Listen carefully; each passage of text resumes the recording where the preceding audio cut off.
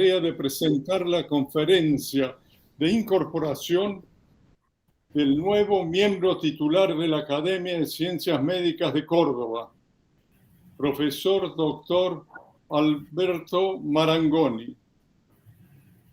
Para cumplir con los requisitos para su incorporación, disertará en esta oportunidad una conferencia cuyo título es Aplicación del intervencionismo guiado por imágenes en el tratamiento de la patología de la vía biliar y del páncreas. Historia, evolución y futuro de la cirugía mínimamente invasiva y del diagnóstico y tratamiento percutáneo. Es un enorme placer presentar a una gran persona que admiro como profesional.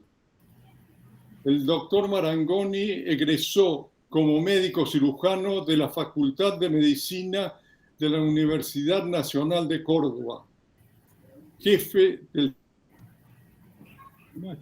Sanatorio Allende de Córdoba, a cargo de la docencia en diagnóstico por imágenes de la Universidad Católica de Córdoba y de la Universidad Nacional de Córdoba, y en el posgrado de licenciados en bioimágenes avalado por la Universidad Nacional de Córdoba,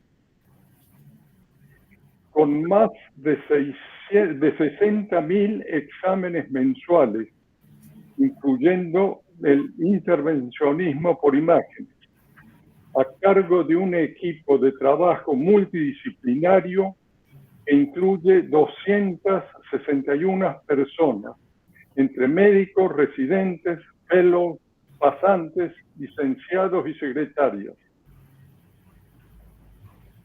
Ex-residente de la Fundación Carlos Hulton, doctor en medicina de la Universidad Católica de Córdoba, profesor universitario y especialista en diagnóstico por imágenes e intervencionismo guiado por imágenes, profesor de pre y posgrado de diagnóstico por imágenes, Universidad Católica de Córdoba, profesor adjunto en el pregrado y director académico de la carrera de posgrado, profesor de posgrado de la Universidad Nacional de Córdoba, ex-fellow, becario del Hospital Civils of Lyon en Francia, con formación en radiológica e intervencionista en el Hospital Edouard Herriot,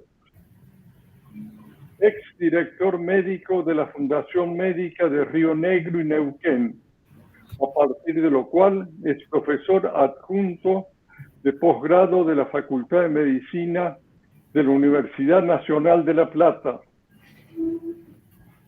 expresidente de la Sociedad de Radiología de Córdoba y expresidente de la Federación Argentina de Asociaciones de Radiología, Diagnóstico por Imagen y Terapia Radiante, ex-director y editor de las revistas Imágenes y de la Revista Argentina de Radiología.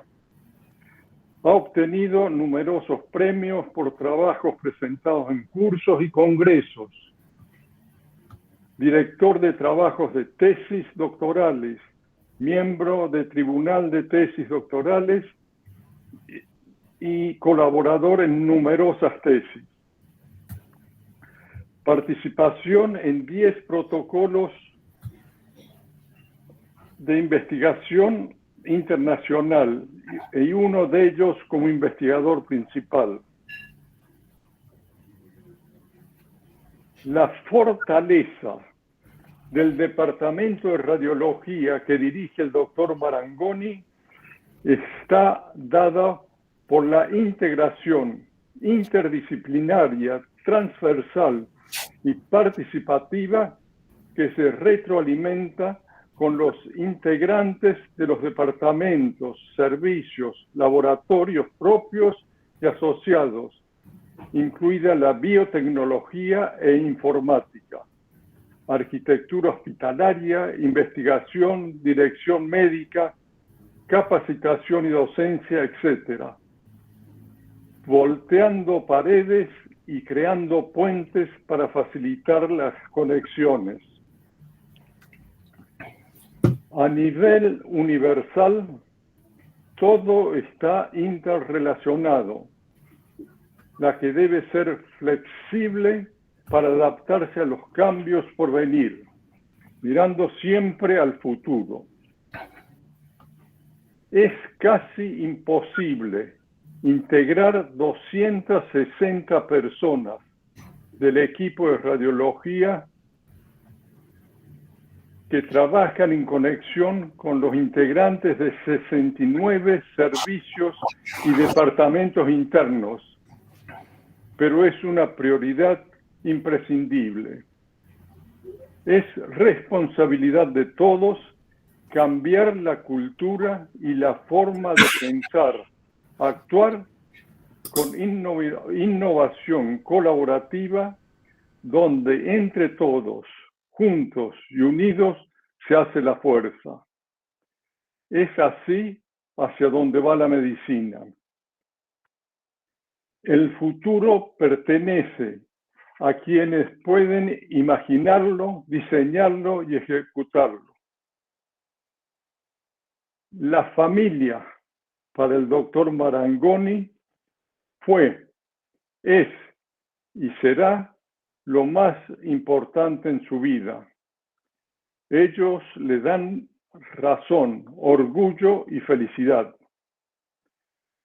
Lleva casado con Analía Isabel Cristante 40 años y reconoce que en gran parte todo lo que ha conseguido en su vida se debe a Analía por el permanente entusiasmo, apoyo, empuje y acompañamiento. Tienen 3 hijos, todos profesionales, y 4 nietos. Marco Antonio es neuroradiólogo que trabaja en Vancouver, Canadá. Doctor Marangoni, escuchamos con gran interés su conferencia. Bueno, buenas tardes. Voy a poner la presentación.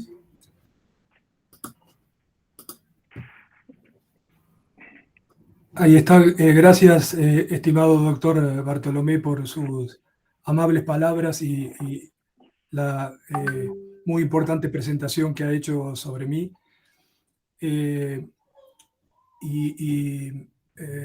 Agradeciendo desde ya permitirme estar junto a ustedes. Señor presidente honorario, académico Zenone Faelo, señor presidente de la comisión actual de la Academia de Ciencias Médicas, profesor doctor Bartolomé Allende, académicos, colegas, amigos y familia, tengan todos muy buenas tardes.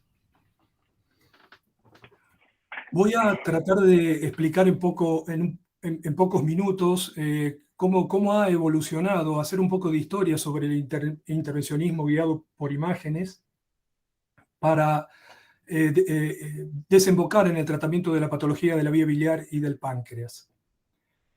Quisiera mostrarles cómo la radiología evolucionó desde la simple observación de los órganos internos, hecho de por sí sorprendente en ese momento, a partir del descubrimiento de los rayos X por Röntgen en Alemania en 1895, y cómo llegamos los radiólogos a poder tratar enfermedades en esta época moderna en la que vivimos.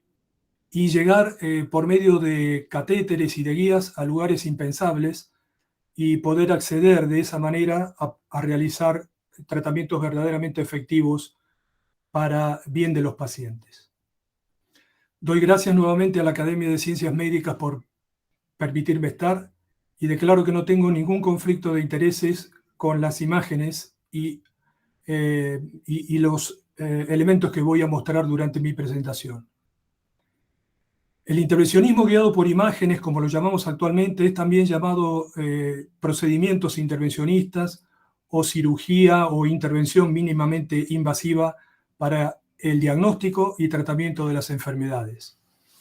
Y haciendo un poco de historia, podemos reconocer que miles de años atrás ya el hombre se dedicaba y trataba de curar enfermedades, y la prueba está en esto que nos han aportado los arqueólogos de utensilios encontrados en las excavaciones de Egipto y de la región de la Grecia antigua, y la visualización en los monumentos egipcios de actividades médicas que realmente son sorprendentes para quien los mira desde este momento de la historia de la humanidad, pensando en aquel momento de supuesta oscuridad.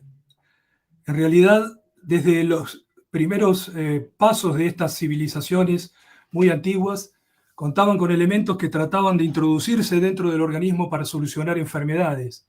E incluso fíjense ustedes cómo hasta trataban de curar enfermedades haciendo punciones oculares, cuyo resultado obviamente no podremos tal vez nunca conocer, ni tampoco para qué lo hacían. Pero hay pruebas de que realmente se introducían elementos en el organismo para realizar tratamientos de las enfermedades. Y después voy a volver con esta imagen ocular a propósito de nuevos intervencionismos que se están realizando y que sorprendentemente tienen alguna similitud con estas imágenes de miles de años atrás.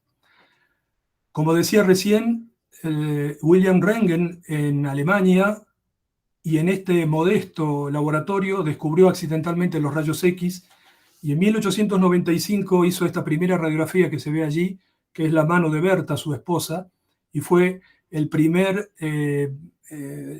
radiografía que se conoce que él haya obtenido, a partir de lo cual se empezaron a desarrollar aparatos de radiología que al principio eran bastante rudimentarios, como vemos, en este caso de un aparato de rayos X para obtención de radiografías convencionales del año 1951, de un equipo importado desde Italia.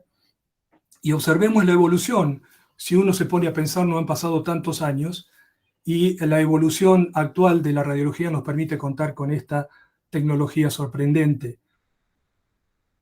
Y desde el médico radiólogo, que se encontraba en un cuarto oscuro y que trataba solamente de ver imágenes y reproducirlas en una placa radiográfica, hemos llegado a la época actual, donde el radiólogo no solo hace diagnósticos, sino que se ha incorporado a los equipos de tratamiento mediante esta radiología intervencionista o cirugía mínimamente invasiva.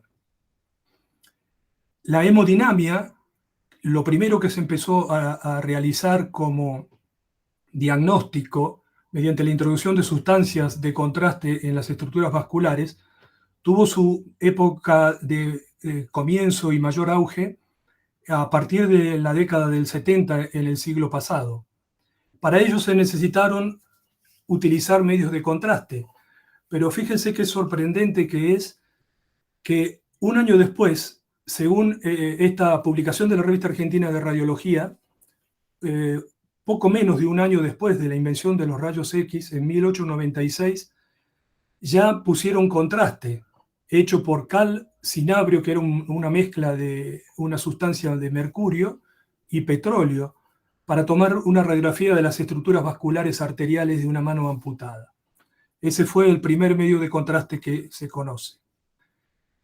Y para seguir un poco con la historia y para rendir homenaje a una de las personas que más contribuyó a poder introducirnos dentro de los tubos del organismo, quiero mencionar al doctor Sven Ivar Seldinger, que es un médico que nació en Suecia y desarrolló su actividad en Estocolmo, y fue quien descubrió esta técnica de introducción de un catéter en una estructura vascular para que luego, a partir de ese catéter, se puedan introducir guías metálicas que permitieran llegar a lugares recónditos a partir de la arteria femoral y poder acceder a cualquier sector del organismo.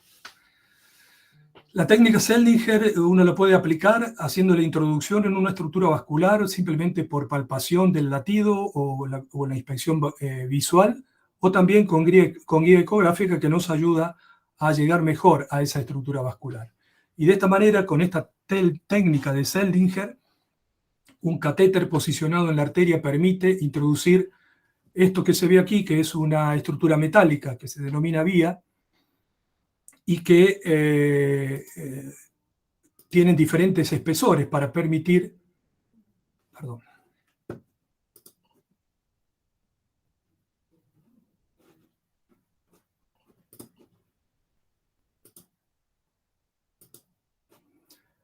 la introducción posterior de catéteres.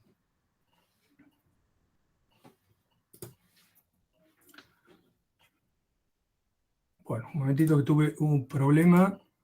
¿No está pudiendo pasar la diapo, doctor? Sí, voy a volver a compartir, disculpe. Ah, correcto. Ahí está. Ahí seguimos. Muy bien, otros médicos que aportaron para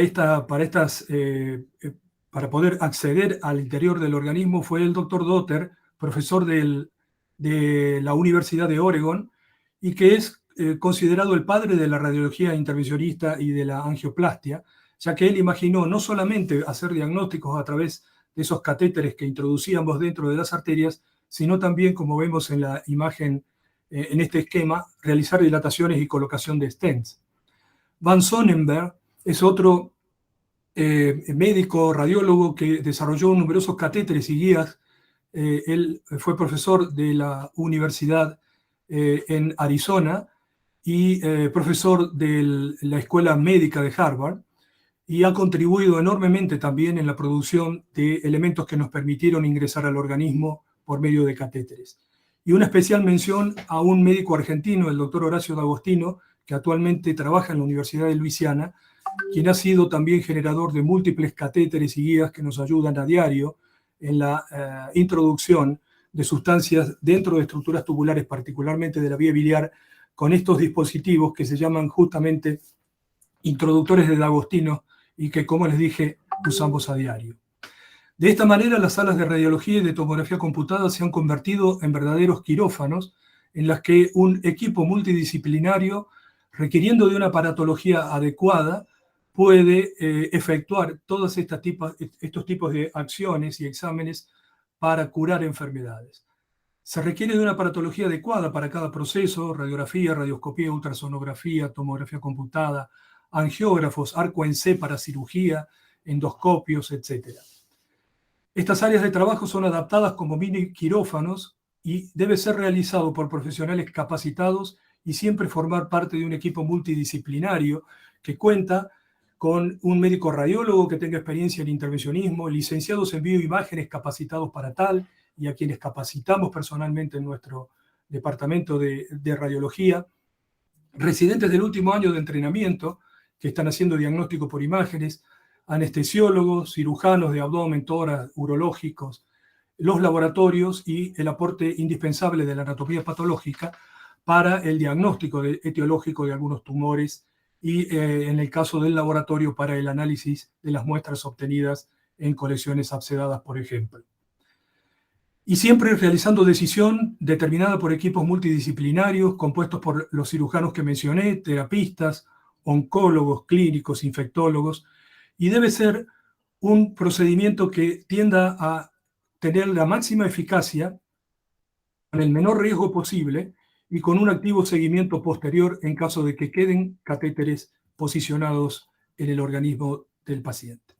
¿Dónde los realizamos? Podemos tanto realizarlo en la sala de radiología como en la sala de hemodinamia, como les dije recién, transformados en mini quirófanos con cuidados y asepsia como si estuviésemos dentro de una sala quirúrgica.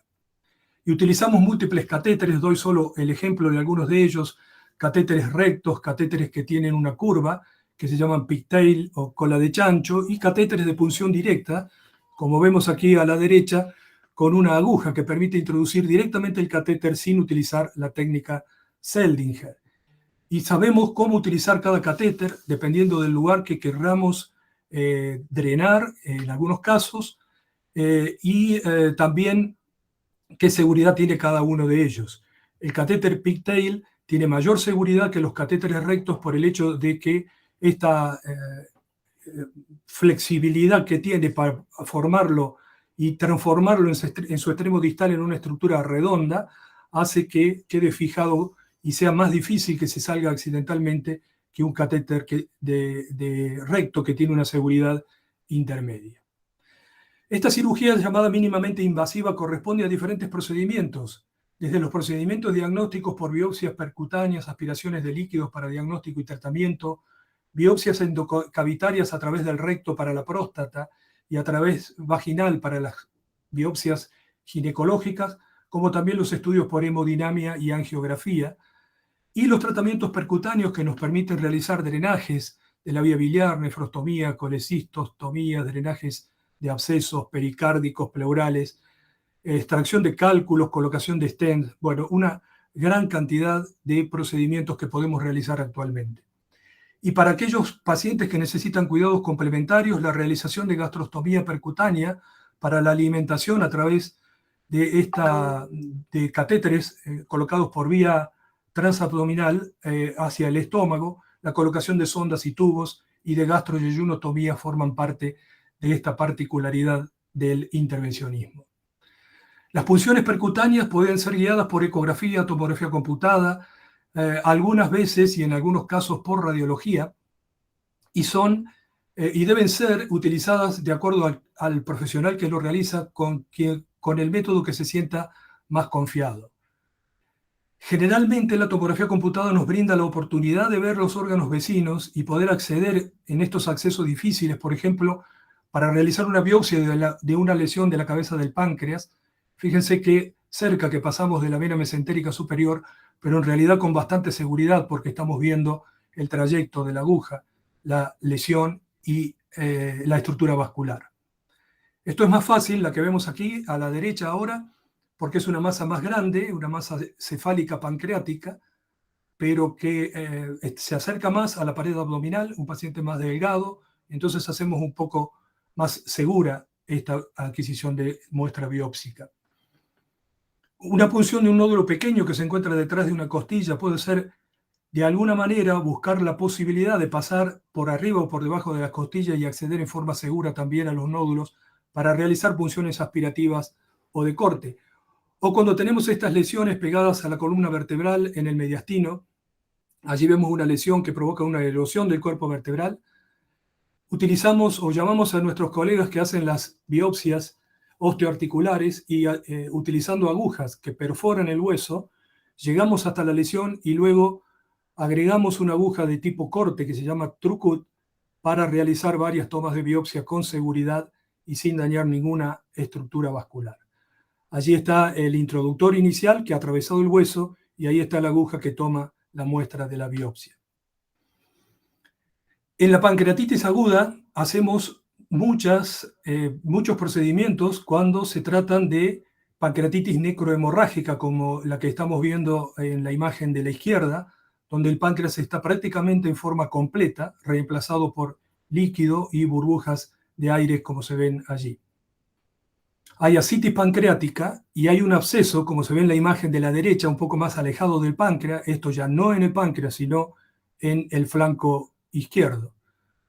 Lo que hacemos es colocar catéteres y muchas veces debemos colocar más de un catéter y regularmente son como mínimo 2 y se han llegado a colocar hasta 7 catéteres para drenar todas las colecciones peripancreáticas y para que este procedimiento intervencionista tenga real validez y llegue a buen término, eliminando todas las colecciones, tanto pancreáticas como las que se encuentran a distancia. Y es habitual, como vemos en la imagen de la izquierda, que atravesemos el estómago para llegar a la cavidad y de esta manera, dejando el drenaje por más de 4 semanas, logramos hacer una fístula entre la colección pancreática y el estómago para que se drene posteriormente cuando retiremos el catéter.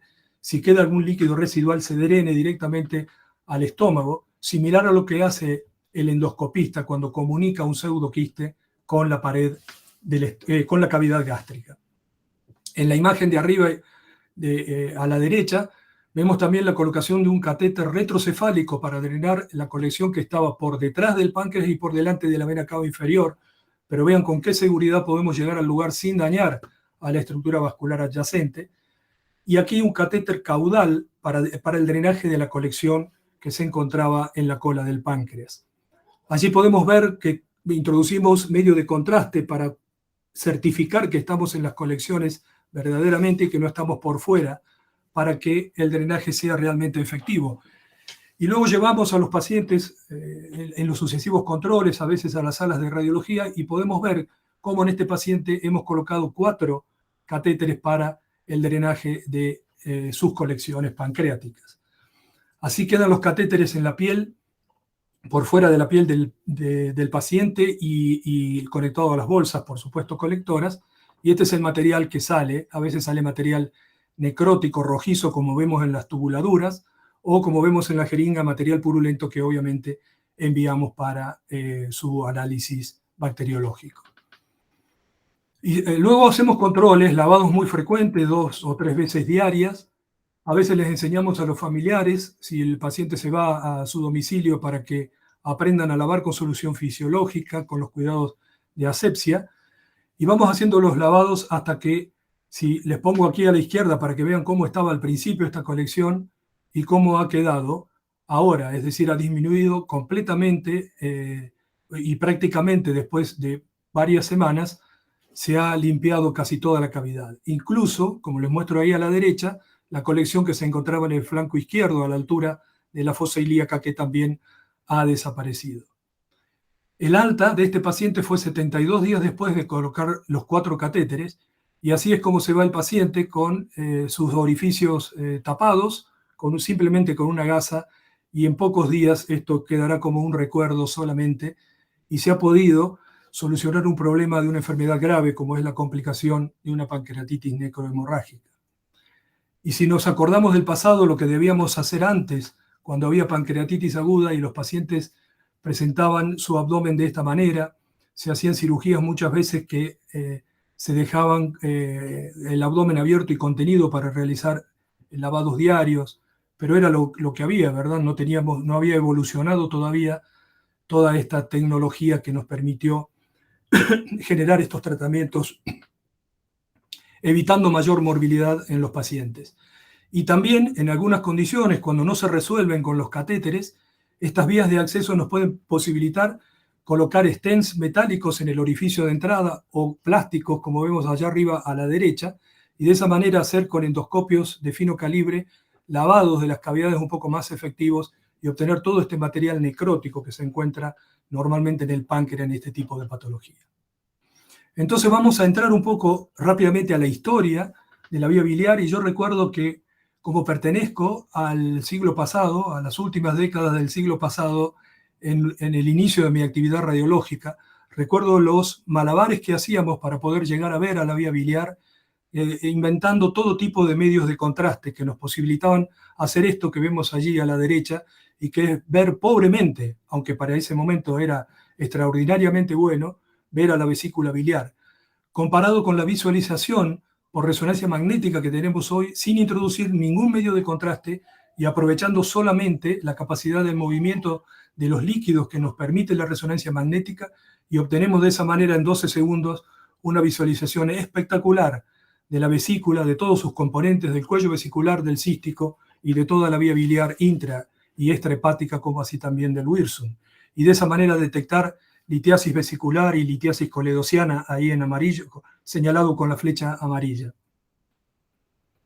Para realizar el tratamiento percutáneo de la patología de la vía biliar es necesario, indispensable, conocer la anatomía, y hace unos años presentamos con nuestro equipo en el Congreso Francés de Radiología un trabajo para demostrar la utilidad de la resonancia magnética comparado con la ERCP, con la colangiopancreatografía endoscópica retrógrada, demostrando las bondades de la resonancia magnética, que permitía observar tanto en 3D, como vemos allí en color, como en las imágenes de reconstrucción 3D convencional en tonalidad de gris, todas las estructuras anatómicas normales, y comparar la colangiopancreatografía por resonancia magnética en la imagen inferior Fíjense en el mismo paciente, la colangiopancreatografía endoscópica retrógrada, cómo tiene exactamente la misma visualización.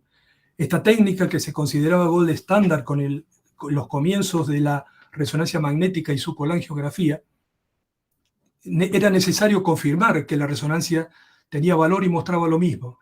Fíjense el colédoco aquí, el colédoco allí, fíjense el conducto cístico aquí debajo, el conducto cístico allí arriba, y el trayecto del Wilson aquí en la resonancia y aquí en la colangiopancreatografía endoscópica retrógrada, como así también los vasos intrahepáticos. Tal vez con mayor posibilidad de reconocer vasos intrahepáticos con la resonancia magnética que con la colangiografía endoscópica. Y esto nos permite, comparando los esquemas que tenemos disponibles en Google todo el tiempo, también realizar la segmentación hepática y conocer por qué canalículo biliar podremos entrar mejor para acceder a esto que es el colédoco y poder también llegar hasta el duodeno para mejorar el tratamiento en los pacientes que requieren de un drenaje biliar para mejorar su calidad de vida.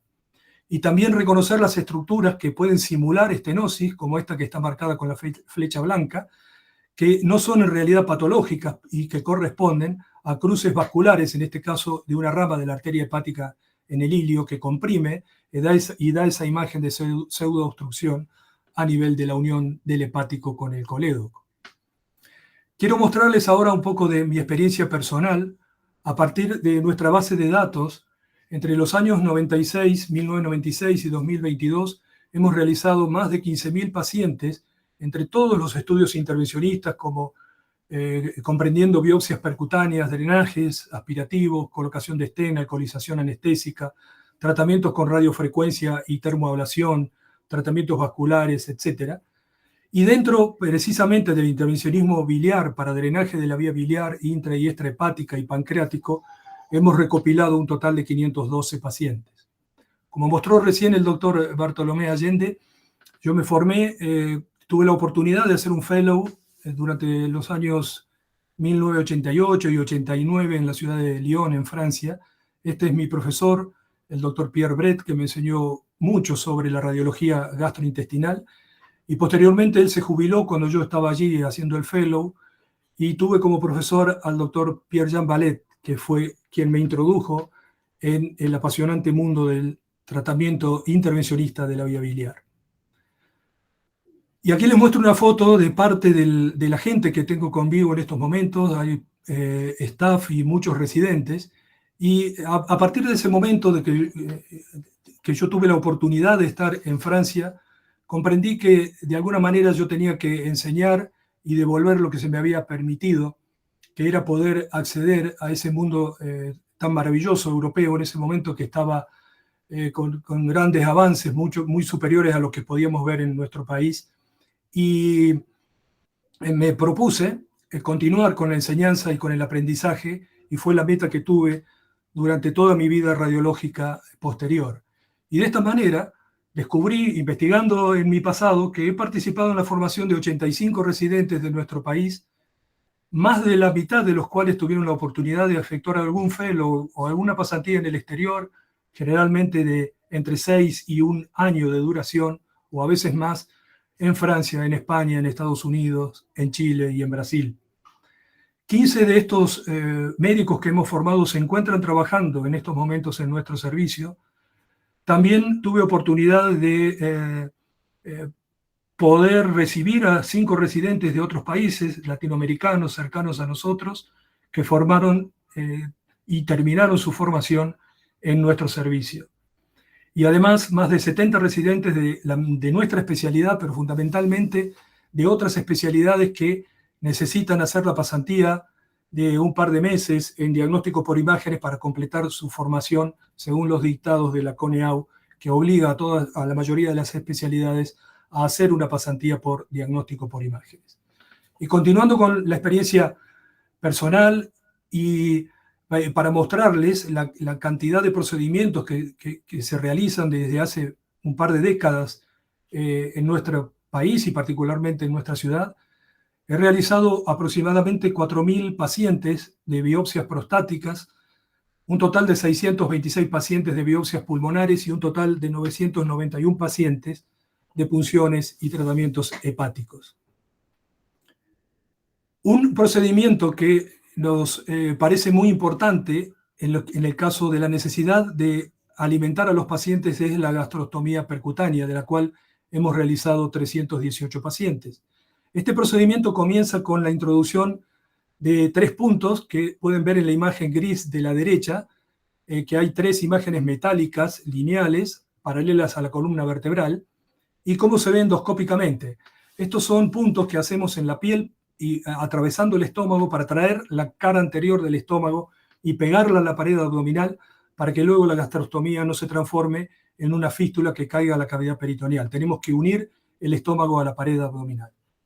Y les voy a mostrar parte de este procedimiento que hacemos con técnica Seldinger. Ponemos una aguja, luego una guía y luego montamos esta especie de tubo negro que se llama Peel Away y dentro del cual tiene un dilatador gris.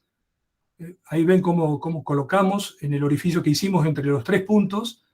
Ahí tenemos la guía en nuestras manos, luego sacamos la guía y colocamos este catéter de alimentación que, como ven, es muy blandito y que no sería posible atravesar la dureza de los músculos abdominales si no lo hacemos de esta manera.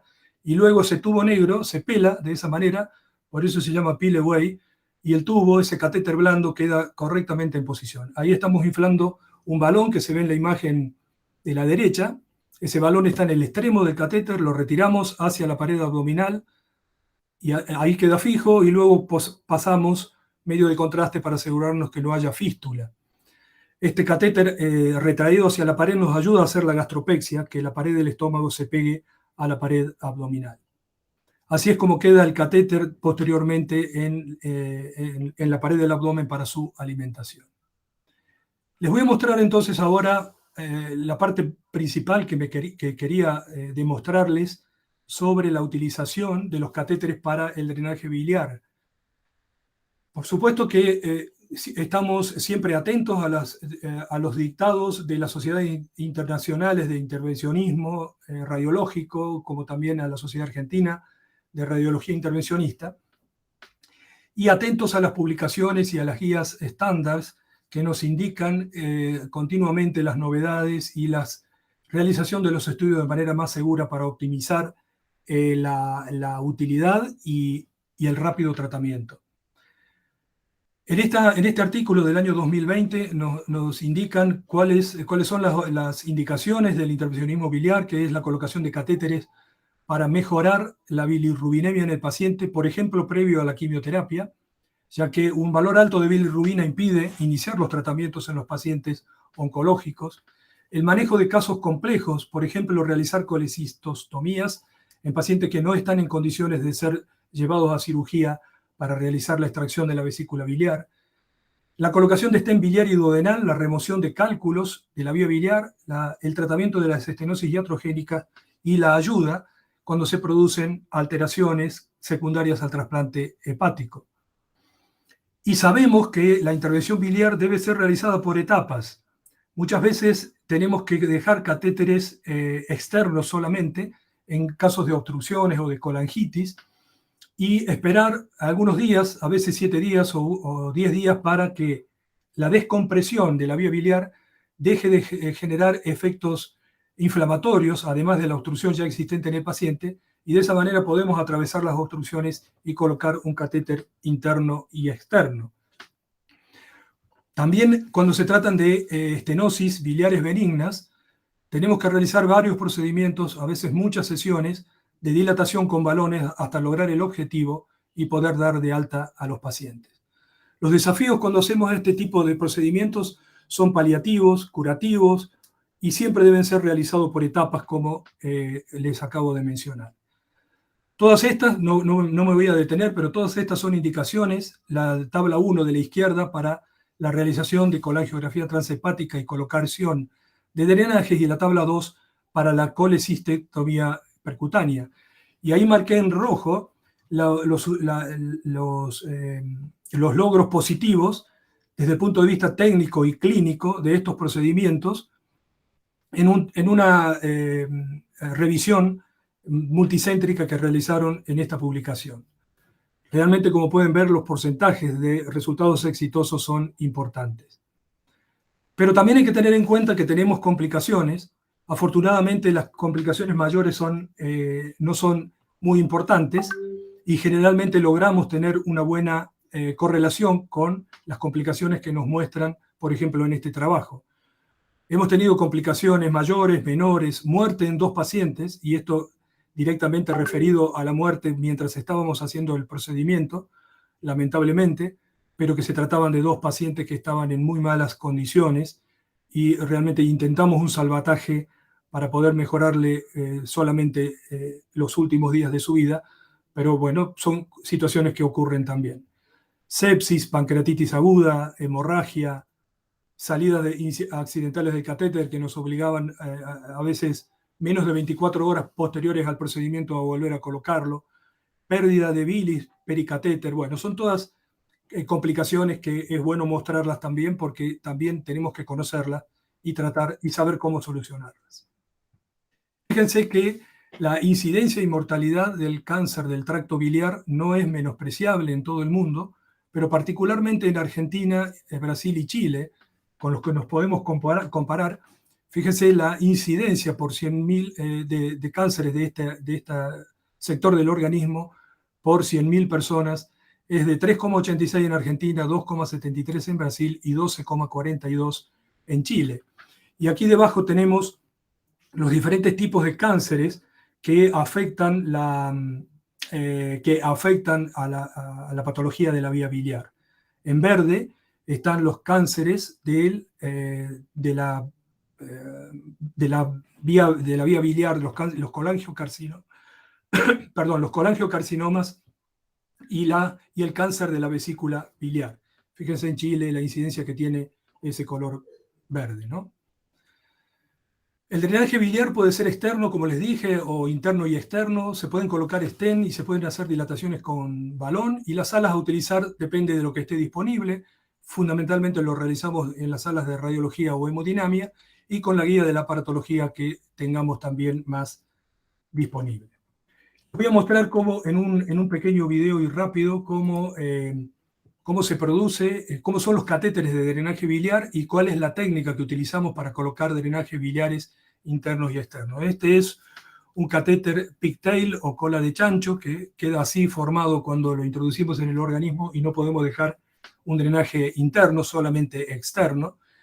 Y así es el procedimiento de un drenaje biliar interno-externo, en el que realizando la técnica Seldinger hemos colocado una guía dentro del parénquima hepático accediendo al canalículo biliar y luego avanzamos, ayudados por esta guía metálica interna que tiene tubo metálico interno, avanzamos sobre la guía con el catéter, llegamos hacia el duodeno y de esa manera con agujeros que quedan dentro del duodeno y otros, como ven allí, dentro de la vía biliar, se produce el drenaje tanto interno como externo de la bilis, favoreciendo la digestión de los alimentos por medio de la bilis. Y de esta manera es como lo realizamos en las salas. Vemos en forma dinámica cómo accedemos a un pequeño canalículo con una aguja muy fina, opacificamos lo más que podemos con sustancia iodada y luego colocamos el catéter, como vimos recién, que queda en posición entre la vía biliar y el duodeno. Fíjense el valor que tiene en el trasplante hepático cuando detectamos con resonancia magnética allí arriba a la izquierda que hay una dilatación de la unión del hepático del injerto con el colédoco del paciente y que lo vemos allí una vez que hacemos el diagnóstico con la punción transparieto hepática, con una gran dilatación de los 2 hepáticos comunes y el colédoco del receptor del paciente en condiciones normales. Lo que hacemos allí es de nuevo colocar la guía, podemos franquear la estenosis, llegar hasta el yeyuno y hacemos la marcación con el balón para dilatación y de esta manera vamos haciendo varias sesiones hasta que se produce un calibre adecuado. Generalmente son suficientes no más de 3 sesiones de dilatación para dejar el conducto abierto y salvar ese trasplante. Siempre dejamos un catéter al acecho para poder volver a introducirnos y realizar varias dilataciones. Este es un caso de una anastomosis hepatoyeyunal como complicación iatrogénica de una cirugía de vesícula biliar. En este caso debemos realizar un drenaje de las 2 vías, del lado derecho y del lado izquierdo, accediendo al yeyuno. Posteriormente hicimos dilatación de los dos conductos que estaban estenosados, y de esa manera, también dejando catéteres al acecho, podemos intentar varias veces realizar la dilatación. Miren, en este caso también de una estenosis hepatoyeyunal por iatrogenia, llegamos al yeyuno con los catéteres gruesos, colocamos el balón de dilatación, miren la escotadura que produce la estenosis, ahí se va reduciendo en otro día que hicimos la misma dilatación, y posteriormente, después de la tercera o cuarta de las sesiones, el balón se distiende completamente, habiendo solucionado el problema de la estenosis, y de esta manera es el calibre que se logra. Es el calibre que se logra, ahí marcado con la flecha verde, con un aceptable diámetro para que la bilis circule correctamente hacia el yeyuno y se detenga la bilirrubinemia, la hiperbilirrubinemia en el paciente. En las colangitis muchas veces debemos recurrir a colocación de dos drenajes y también a la colocación de stent cruzados, uno que viene de la izquierda, como les muestro aquí en la imagen de la derecha, y otro que viene de la derecha, generando esta imagen de stent en T, que facilita la circulación biliar en estos pacientes. En el caso de estenosis malignas, como el tumor de Klatskin, aquí vemos una resonancia magnética en una adquisición coronal que nos muestra el lugar, el tumor y la estenosis separada de los dos conductos hepáticos, y aquí la colangioresonancia magnética, que muestra un colédoco normal y un Wilson normal, pero toda la dilatación de la vía biliar intrahepática. Aquí colocamos dos catéteres y, como les decía antes, que a veces tenemos que hacer paso a paso y esperar un poco antes de continuar con los procedimientos. Dejamos el drenaje externo en los dos lados y luego de 7 días aproximadamente, debido a la descompresión que se produjo, pudimos acceder por el lado derecho al duodeno y colocar de esa manera un catéter externo que drenaba tanto hacia el duodeno como hacia el exterior. Y luego en otra sesión hicimos la colocación de este stent, como están viendo allí, que favorece también el estado del paciente para no andar con bolsas en el exterior. En él, lamentablemente, del lado izquierdo debió quedarse con la bolsa porque no pudimos pasar, y aquí vemos en la tomografía computada el stent colocado en correcta posición. También las estenosis por neoplasias secundarias a neoplasias de la vesícula, hacemos lo mismo, hacemos el procedimiento, vemos la dilatación de la vía biliar, y aunque no parezca que es imposible franquear esa estenosis, muchas veces lo conseguimos con insistencia y tratando de utilizar guías pequeñas, llegamos también al duodeno. O en este caso, por ejemplo, de un cáncer de colon que había invadido el hilio hepático, miren cómo la resonancia magnética nos muestra la dilatación de la vía biliar y cómo el diagnóstico de la biopsia percutánea es mejor que la resonancia magnética porque nos muestra la dilatación exactamente igual que la resonancia magnética, pero haciendo presión con el medio de contraste vemos que hay pasaje hacia el colédoco, señalado allí con flechas verdes, pasamos vías flexibles y de pequeño calibre, luego introductores, y de esa manera podemos acceder al duodeno y colocar un drenaje interno y externo. En los casos de que existan pequeños tumores de la cabeza del páncreas, como este que vemos aquí, que provoca dilatación del colédoco y del Wirsum, la indicación es colocar stent por vía endoscópica. Pero a veces los tumores de la cabeza del páncreas son tan grandes que ni siquiera por vía endoscópica se pueden colocar, y entonces es necesario recurrir también a este procedimiento para realizar el drenaje correcto. Miren en las 3 imágenes de arriba, que son diagnósticas, y las de abajo, que son la colocación de un introductor. No pudimos franquear en un primer momento la estenosis importante que se provocaba en la parte distal, pero posteriormente con la descompresión se logró pasar y pudimos colocar este stent que puede ser colocado tanto asomando en la papila como sobrepasando simplemente el tumor. En este caso llegamos completamente hasta el duodeno y así quedó colocado el stent, visualizado y controlado al día siguiente. Dejamos una sonda al acecho durante estas 24 horas, y si vemos que la estenosis persiste, como en este caso, tenemos la posibilidad de colocar un balón y dilatar también al stent para mejorar el calibre de la vía biliar en estos casos. Por último, una estenosis maligna de la cabeza del páncreas, en la que también hacemos el diagnóstico en el momento que hacemos la punción del canalículo biliar, avanzamos con la guía, colocamos un catéter doble J y a los 2 o 3 días, cuando conseguimos el stent, realizamos la colocación del stent, como vemos también en este paciente, y este es el control al otro día con un calibre homogéneo de todo el stent. La colecistostomía percutánea la podemos realizar con accesos combinados de la imagen, colocando la aguja en la tomografía computada cuando tenemos dudas de poder atravesar el hígado, ya que creemos que este procedimiento, el catéter debe pasar por el hígado antes de entrar a la vesícula, y a veces la tomografía es la que nos ayuda para colocar la aguja dentro de la vesícula. Llevamos al paciente a la sala de radiología a través de las camillas y drenamos, en este caso, una colecistitis aguda alitiásica en un paciente anciano que no podía ser tratado quirúrgicamente. Y también en aquellos pacientes que tienen cálculos en la vesícula, hacemos la biopsia directamente en la sala de radiología guiados por ecografía, hacemos la punción guiados por ecografía, y de esta manera con técnica Seldinger también colocamos catéteres en el interior, y después vemos allí debajo a la derecha el control con la tomografía computada. Y una cosa muy importante e interesante son los procedimientos que hacemos combinados con endoscopía. En este caso es un paciente que tenía un stent duodenal y le habíamos colocado también un stent biliar en un caso de cáncer de duodeno. El stent endoscópico iba del estómago hacia la segunda porción del duodeno y se tapó por el crecimiento tumoral, al igual que nuestro catéter que habíamos colocado por vía percutánea biliar. Entonces, como ven aquí en la imagen de la derecha, ya hay un stent dentro del stent duodenal para mejorar y volver a dar libertad al pasaje de los líquidos del estómago al duodeno. Y tuvimos que hacer lo mismo con el stent biliar que se había tapado. Logramos atravesar el mismo, la obstrucción, y colocamos un nuevo catéter por dentro, cuyo extremo proximal estaba por arriba del otro stent que está marcado ahí con los puntitos blancos, y el distal por debajo de los puntitos blancos que estaban en el duodeno, accediendo casi hasta la tercera porción duodenal. De manera que también podemos ayudar incluso con el fracaso de nuestros propios stent, podemos también tratar de solucionar este tipo de problemas.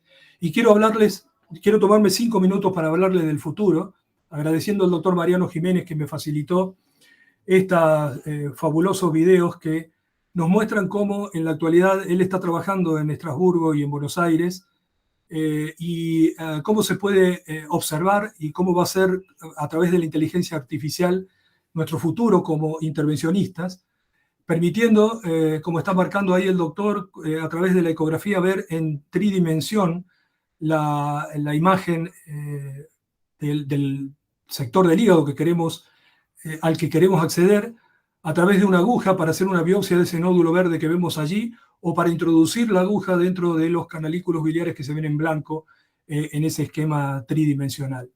Fíjense cómo el doctor mueve el transductor y cómo va moviendo la aguja para detectar en forma más precisa el lugar de acceso para la introducción de catéteres biliares o para realizar punciones.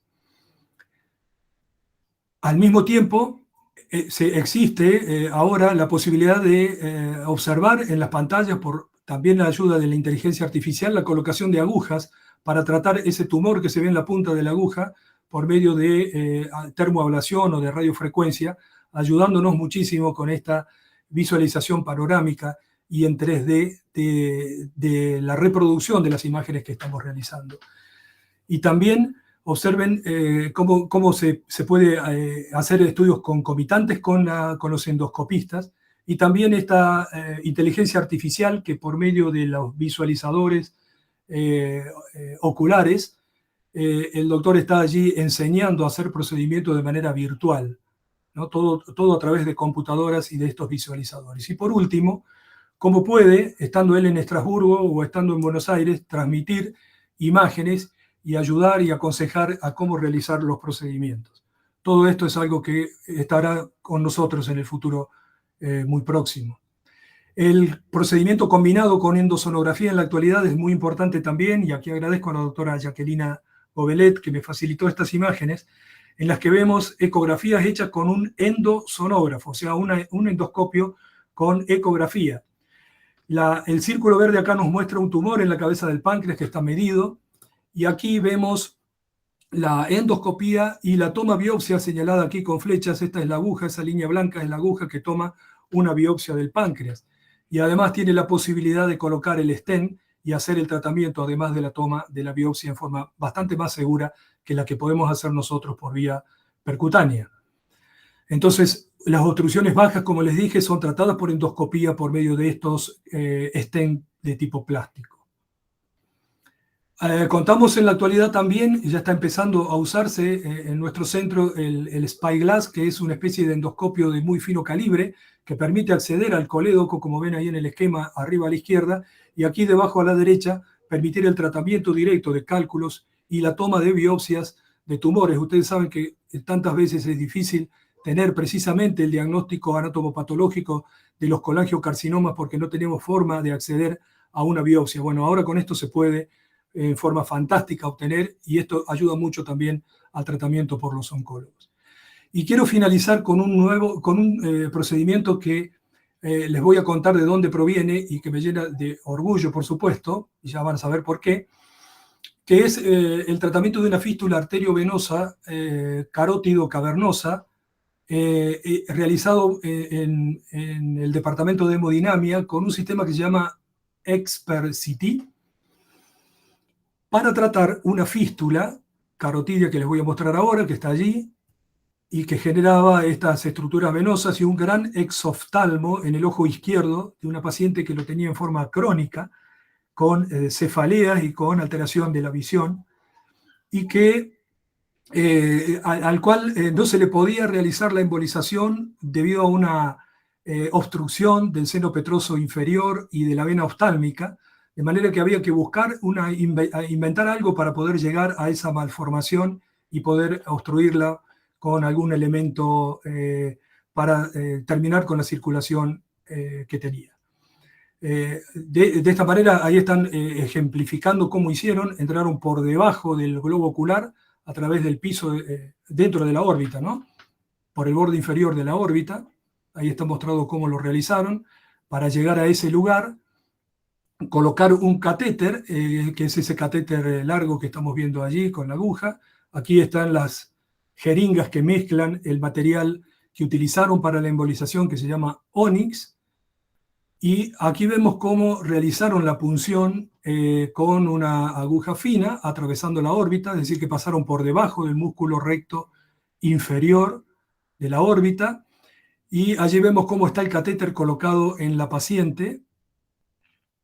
Y traigo a colación de nuevo la primera imagen que les mostré. Han pasado miles de años y parece que estamos en lo mismo. Los antiguos médicos egipcios y los médicos actuales que realizan este tipo de procedimientos para lograr bloquear completamente a una fístula carotidio cavernosa cuando no tiene un acceso convencional. Como les dije al principio, las posibilidades de ingresar a cualquier lugar del organismo están dadas, y podemos, con los materiales que tenemos actualmente, realizar cualquier tipo de procedimiento, como queda bien ejemplificado. Y esto es un agradecimiento al doctor Marco Marangoni, que les decía que siento, por supuesto, orgullo, porque mi hijo, como dijo el doctor Bartolomé Allende, se encuentra realizando un segundo fellow en neurointervencionismo en Vancouver, en el Hospital General de Vancouver, en Canadá. Y él también fue formado en nuestro servicio de diagnóstico por imágenes, y es una muestra de cómo formamos a nuestros residentes y cómo tienen la posibilidad después de progresar y de hacer grandes cosas por la ciencia, por la medicina y por la atención de los pacientes. Con esto quiero darle las gracias a mi familia por todo el apoyo que siempre me han brindado, especialmente, como dijo Bartolomé, a mi señora esposa, Analía, que supo tener la espalda para proteger mi espalda.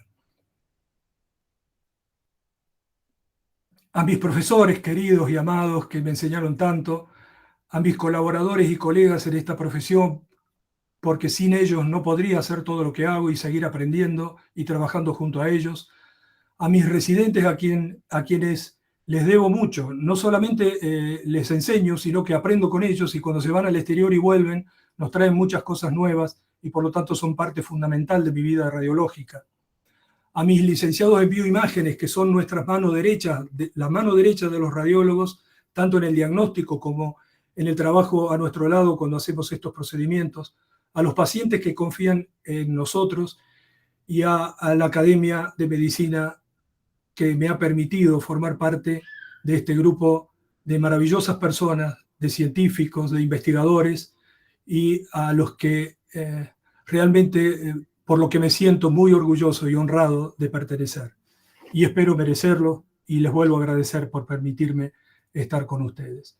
Entonces, gracias a Steffi, Analía, Agostina, Marco y a mis nuevos hijos e hija que se acoplaron a esta familia y nos dieron unos hermosos nietos.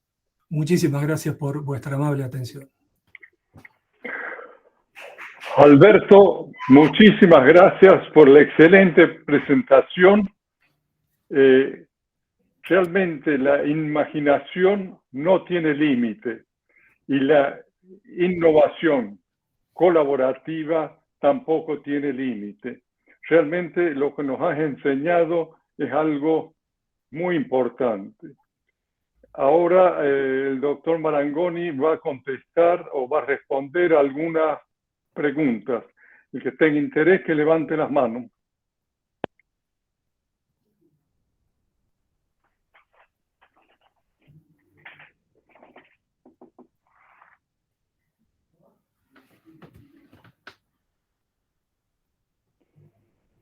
¿Quién está primero? No sé. Cristina Ramírez Robles fue la primera que levantó la mano, doctor. Bueno, Doctora por favor. Robles, desmutéese, por favor. Está muteada.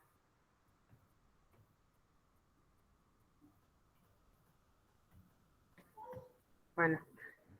¿No hay alguna otra? Pero, el doctor, la doctora Robles está con el... Doctora Robles tiene su micrófono apagado. Ahí está. El doctor Alday pregunta también. Ahí está la doctora Robles. A ver. Bueno.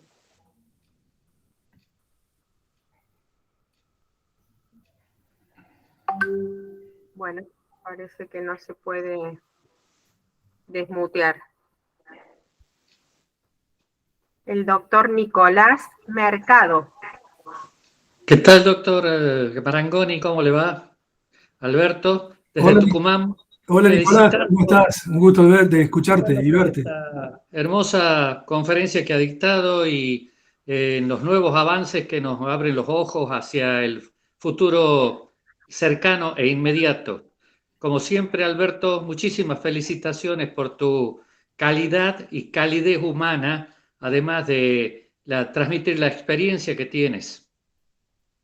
Bueno, muchas gracias Nicolás, muchísimas gracias.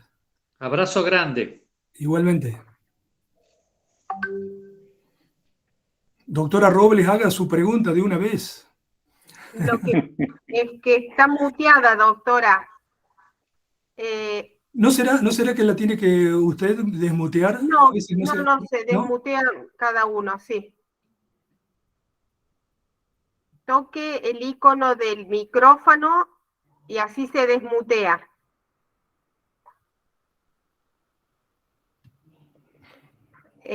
Doctora, le sugiero salir y volver a entrar. ¿Lista? Listo. Ahí está. Ahí está. Bueno, Alberto, era para felicitarte desde Cipolletti. Nos conocemos hace muchísimo tiempo. Excelente tu disertación, nos encantó. Gracias por la invitación también para estar presente en este momento tan importante de tu vida. Un gran abrazo para vos y para toda la familia. Era que quería felicitar, no quería hacer preguntas porque creo que en la disertación se ha dicho absolutamente todo, incluso con toda la actualización. No era una pregunta, sino que era un aplauso lo que yo había enviado. Gracias, Buenas noches. Gracias, Chiqui. Es lo que dije al final, ¿no? Ustedes que fueron mis colaboradores allí cuando me tocó estar por allá, a todos les debo mucho. Todos han sido parte de mi formación y de todo lo que he podido lograr. Así que muchas gracias. Muchas felicitaciones, doctor. El doctor Daer, Orlino, del doctor Esfaelo, de la doctora... El doctor Paletti levantó la mano, Sandrita. de la doctora Miras también, que está en Buenos Aires y que no lo Muchas podía, gracias. pero lo felicita. Muchas gracias a todos. Doctor Alex. Cayetano. Hola, ¿No hay más Alberto. preguntas? Felicitaciones a la conferencia. ¿No hay más preguntas? Muchas gracias, Kunga. Hola, Gustavo, ¿cómo estás? Alberto, ahora estamos con Gustavo, tus amigos. Queremos Hola, felicitarte por la conferencia, excelente, muy clara. Bueno, muchas gracias. Muchas gracias. Un abrazo. Vos también formás parte del equipo, así que nos vemos seguido con estos temas. Sí, te veo cuando te vas, Mejor así que no nos mejor que veamos, no sí. digas nada. La verdad. Alberto, quiero decirte que no todos forman parte de tu equipo. Porque de alguna forma u otra sí caemos en radiología. Yo he estado en las manos tuyas, soy uno de las estadísticas de cáncer de próstata. Así es. ¿O no? Así es, sí. Doctor O sea, Fernando Báez levantó la mano. Muy buenas tardes. Profe Alberto, ¿cómo le va? Hola, Fernando, qué gusto verte. Nos está hablando desde Ecuador, Fernando Báez. ¿Cómo te va? Un abrazo grande. Aquí desde la ciudad de Riobamba, Ecuador, y quiero felicitarlo. Me da mucho orgullo haber podido aprender mucho de usted durante el tiempo que pasé ahí. Su presentación fue espectacular y fue un viaje al pasado, porque muchas de esas cosas yo ya las viví con usted. Las funciones transcutaneas, las biopsias de próstata. Estamos próximos a sacar un estudio de biopsia de próstata con relación. Y bueno, lo mencionaremos ahí porque usted forma parte de esa enseñanza. Muchas felicidades, profe. Gracias, Fernando, querido. Un abrazo grande. bueno, la última pregunta. ¿Hay alguna otra pregunta? ¿Hay alguna? No visualizo en el chat, doctor. No.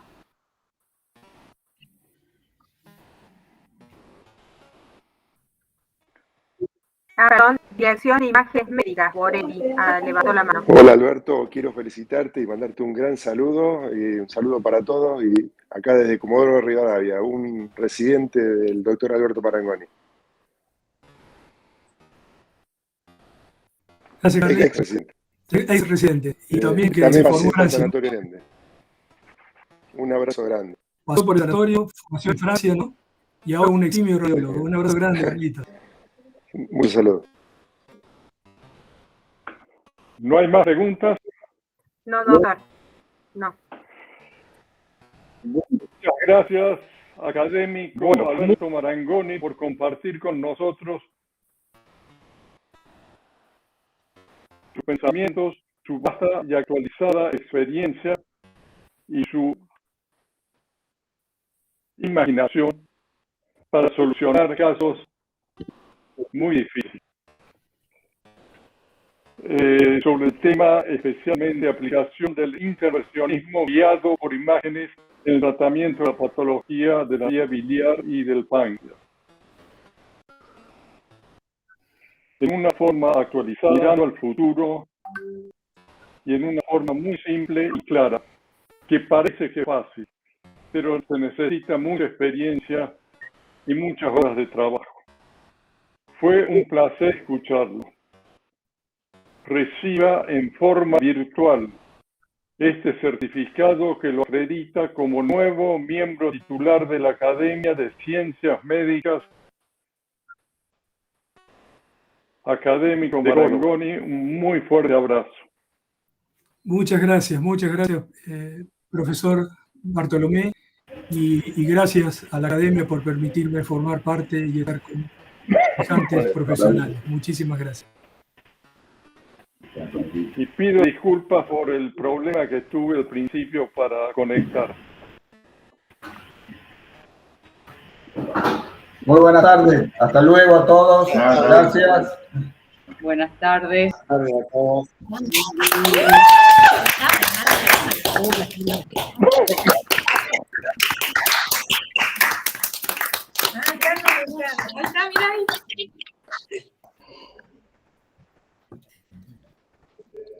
Muchas gracias, muchas gracias.